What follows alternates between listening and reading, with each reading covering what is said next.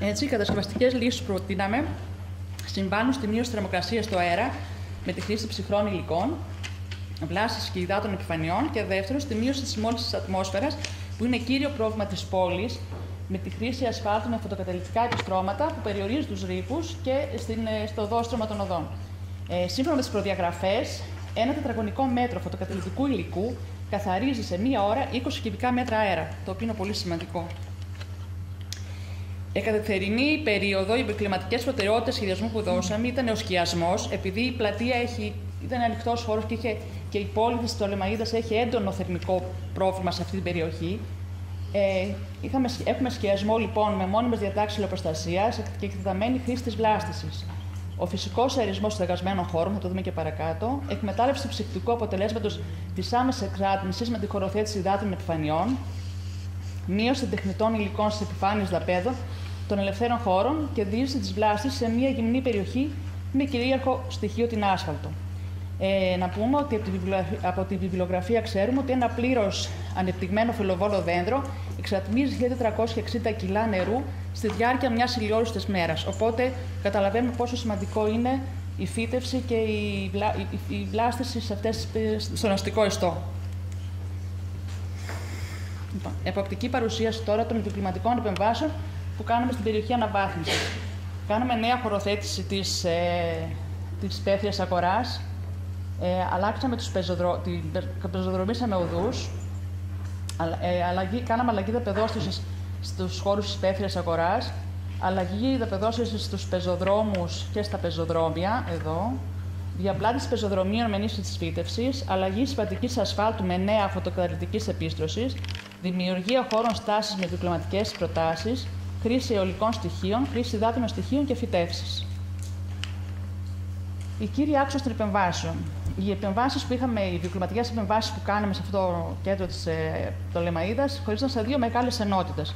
Τον ελεύθερο χώρο της υπαίθριας αγοράς, όλο αυτό το σημείο, και τις περιμετρικές οδούς της υπαίθριας αγοράς και του πολυκέντρου, δηλαδή μέχρι εδώ κάτω. Λοιπόν, θα το δούμε αναλυτικά. Ο ελεύθερος χώρος της υπαίθριας αγοράς. Η επιθυμία μας να εισχωρήσει το φυσικό περιβάλλον μέσα στον αστικό ιστό οδήγησε στη δημιουργία μιας καταπράσινης κοιλάδας που διασχίζεται από το υδάτινο στοιχείο, το οποίο ρέει ελεύθερα μέσα στον αστικό ιστό. Και φυτεμένοι λόφοι που επεκτείνονται πάνω στα φυτεμένα δώματα καλύπτουν τα μεταλλικά στέγαστρα της υπαίθριας αγοράς, δημιουργώντας μια εικόνα σκηνικό. Η πρόταση λοιπόν αποσκοπεί στο να ενταχθεί η κάλυψη των λειτουργικών αναγκών του Δήμου σε μια γενικότερη εικόνα εισόδου της φύσης μέσα στον αστικό ιστό. Αυτό είχαμε σαν σενάριο για να προχωρήσουμε την επέμβαση που θέλαμε να κάνουμε. Δηλαδή να μπει το φυσικό στοιχείο μέσα στην πόλη σαν επέμβαση. Τα στοιχεία που χαρακτηρίζουν την επέμβαση στην υπαίθρια αγορά είναι τα μεταλλικά φυτεμένα στέγαστρα, η τεχνητή λόφη, φυτεμένα μεταλλικά στέγαστρα ήταν όλα αυτά που ορίζουν την λειτουργία της λαϊκής αγοράς, η τεχνητή λόφη, μια μεγάλη ξύλινη πέργολα, ήρυγοι αερισμού που τοποθετήθηκαν κατά μήκος των φυτεμένων δωμάτων, υδάτινα στοιχεία, φύτευση σε όλη την περιοχή, πεζοδρόμηση της οδού πόντου για να ενοποιηθεί όλη η περιοχή με την περιοχή του πολυκέντρου, φωτισμός με ηλεκτρολογικό υλικό και εξοπλισμό χαμηλής ενεργειακής κατανάλωσης, ψυχρά υλικά δαπεδόστρωσης, τοποθέτηση μιας μικρής φωτοβολταϊκής μονάδας σε ένα υπάρχον κτίριο που είχε ο Δήμος εδώ στην οροφή του, 40 τετραγωνικών μέτρων και βέβαια αστικός εξοπλισμός. Τα μεταλλικά φυτεμένα στέγαστρα. Τα μεταλλικά στέγαστρα εξυπηρετούν τη λειτουργία του χώρου σαν υπαίθρια αγορά και ειδικότερα κατά τη διάρκεια του χειμώνα παρέχουν προστασία από τα δυσμενή καιρικά φαινόμενα και κατά τη διάρκεια του καλοκαιριού καλύπτουν τις αυξημένες απαιτήσεις του σεισμού. Χορθετούνται σε τέτοια διάσταση ώστε να στεγάζουν 4 παράλληλες σειρές πάγκων, που είναι αυτές, 1, 2, 3, 4, εμπορευμάτων της υπαίθριας αγοράς και τους διαδρόμους κίνησης του κόσμου και καλύπτονται με φυτεμένο δώμα χαμηλής βλάστησης με φυτά σέδο. Η μορφολογία των στεγάστρων. Τα στέγαστρα είναι μεταλλικής κατασκευής και μορφολογικά ακολουθούν δύο διαφορετικές προσεγγίσεις. Έχουμε τα στέγαστρα με δώματα επίπεδης μορφής, που είναι εδώ αυτή η λύση. Διατάσσονται γραμμικά κατά μήκος των δύο πλευρών της πλατείας, εδώ όλα, είναι η έξω σειρά της πλατείας.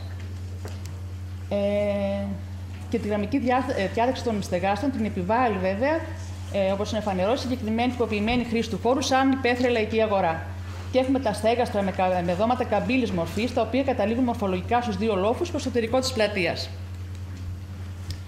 Η λειτουργία των στεγάστρων τώρα, τα δύο είδη στεγάστρων διατάσσονται παράλληλα μεταξύ τους, αλλά με υψομετρική διαφορά, ώστε στα δώματά τους, όπως φαίνεται και στο slide, ώστε δημιουργείται ένα κενό, το οποίο διευκολύνει την κυκλοφορία του αέρα και του φωτός. Εδώ. Δηλαδή ο αέρας βγαίνει και λειτουργεί άνετα, δεν δημιουργείται άσχημο συναίσθημα μέσα στα στέγαστρα. Επίσης, στα καμπύλα στέγαστρα δημιουργούμε ανοίγματα, skylights, που συμβάλλουν στην οπτική άνεση στα στεγασμένα τμήματα της πλατείας, και επιλέγουμε το φυτό σέδο γιατί έχει ελάχιστες απαιτήσεις σε νερό, έχει μεγάλη αντοχή στις καιρικές συνθήκες και απαιτήσεις μικρού πάχους σε φυτευτικό χώμα.